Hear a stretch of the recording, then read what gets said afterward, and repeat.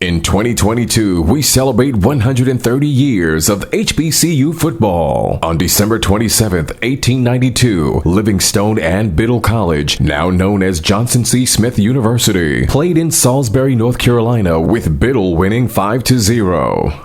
Over time, HBCU football has evolved. HBCU football's popularity continues to rise. Millions attend games each year and millions more watch on television. The HBCU bands provide some of the top entertainment in the country.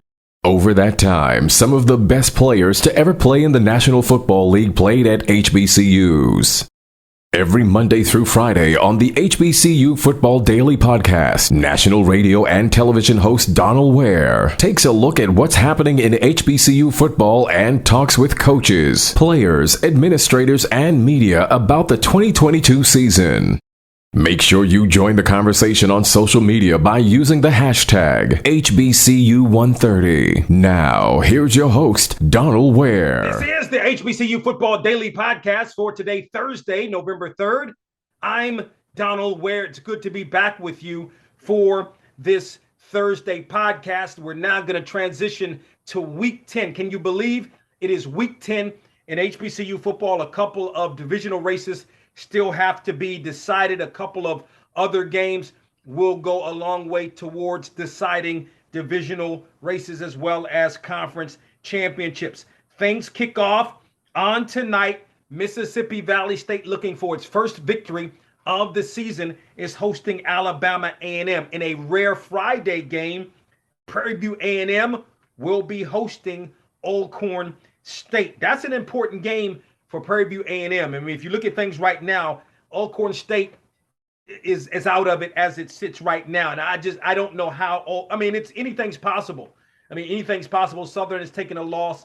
Anything's possible, but boy, Alcorn State right now on the outside looking in. Saturday's games. Bowie State is hosting Lincoln of Pennsylvania. Florida Memorial is hosting Ava Marie. Morgan State stepping out of conference on the road against Stony Brook. Morgan looking to gain some momentum after that big victory, 41-14 last week over South Carolina State. In a game that generally means who wins the conference, the divisional, the SIAC Western Division, now means nothing in terms of from a divisional standpoint and more bragging rights as Tuskegee hosts Miles. And Reginald Ruffin is an excellent football coach. We know this, not only because he's won SIAC championships as the head coach at Miles, but because he could step away from Miles, go right to Tuskegee and reel off, it was 7 straight victories, right? To put Tuskegee, and of course the victory last week against Western Kentucky gave Tuskegee the Western Division crown in the SIAC. So this should be an interesting football game, and it is homecoming at Tuskegee. Allen is hosting Benedict. Central State is hosting Kentucky State. Shawan is hosting Elizabeth City State. A victory for Shawan means Shawan wins the CIAA's Northern Division. Hampton is hosting William and Mary in CAA action. Shaw and St. Aug's get together in the Battle of Raleigh. Edward Waters is hosting Atlantis. Livingstone hosting Johnson C. Smith. In conference play, South Carolina State and Delaware State getting together. That game is going to be in Orangeburg. If Delaware State has any shot at the MEAC title, got to win this game. Delaware State loses this game, forget about it. Meanwhile, South Carolina State needs a victory. Remember, only one loss to this point. That was to Morgan State in the MEAC.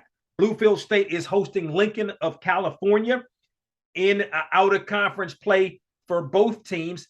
Norfolk State's going to travel to Greensboro to take on North Carolina A&T. Virginia State and Virginia Union get together. Now, let me see. I don't know the scenario, but let me see if I can kind of lay this out for you. A Shawan loss and a Virginia Union win would mean that Virginia Union would win the CIAA's Northern Division. Obviously, a Shawan win doesn't matter if Virginia Union loses or wins against Virginia State and Virginia Union playing in Petersburg, then Shawan would win. Now, if Virginia State defeats Virginia Union and Shawan loses to Elizabeth City State, that's going to create a three-way tie, and I'm not sure what happens then. I don't know what happens because you would have had Shawan falling to Virginia State, but Virginia State beating Union, but Union haven't beaten Shawan. So it's a three-way tie. I think they go to a coin toss at that point. In MEAC action, North Carolina Central and Howard get together, a big MEAC game. The Bison undefeated, North Carolina Central with just one loss. If the Eagles win this game, the MEAC is back up for grabs. If North Carolina Central loses, then, Eagles not quite out of it, but boy, that goes a long way. The Eagles would have certainly a lot of work to do. Grambling State hosts Arkansas Pine Bluff's been some tough times there in Pine Bluff, Arkansas. Lincoln of Missouri hosts Emporia State. Texas College is on the road at Southwestern Assemblies of God. Albany State hosts Albany State and Fort Valley State in the Fountain City Classic, and that game is played in Columbus, Georgia. Really an important game for both teams. I feel like the loser of this game is probably out for sure of the Division II playoff race, and the winner has more of an opportunity at the Division II for an at-large berth at the Division II playoffs. Morehouse is hosting Clark Atlanta in a battle for Atlanta. Winston-Salem State hosts Fayetteville State. Again, Fayetteville State's already wrapped up the CIAA's Southern Division. Bethune-Cookman hosts Alabama State, coming off the big victory over Alabama A&M. Meanwhile, Bethune-Cookman is putting up some points. Not much defense, but put up 48 points in the loss last week to Prairie View A&M.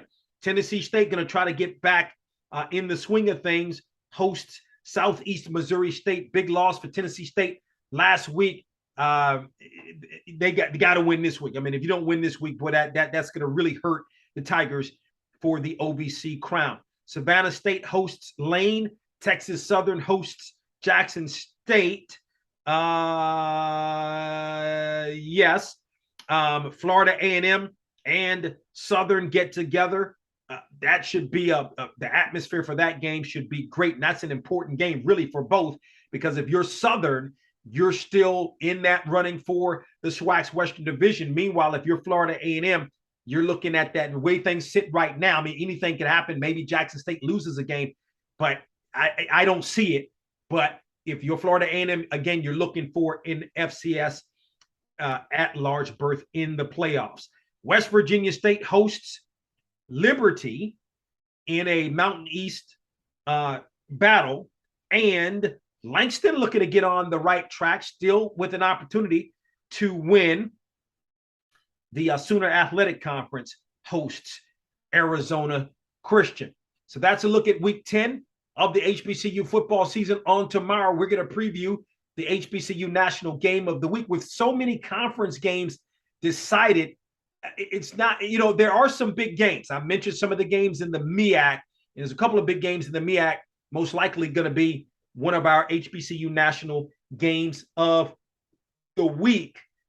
But a lot of conference, you could look at, I don't know, Shawan and Elizabeth City State's not really a game of the week, but Shawan, a win, they win it. Virginia Union, Virginia State is a big game. So we've got a lot of games to look at, because not only for Virginia Union, in terms of winning that game and an outside shot at the CIAA Northern Division crown, if Shawan loses, but Virginia Union looking for an at-large berth to the D2 playoff.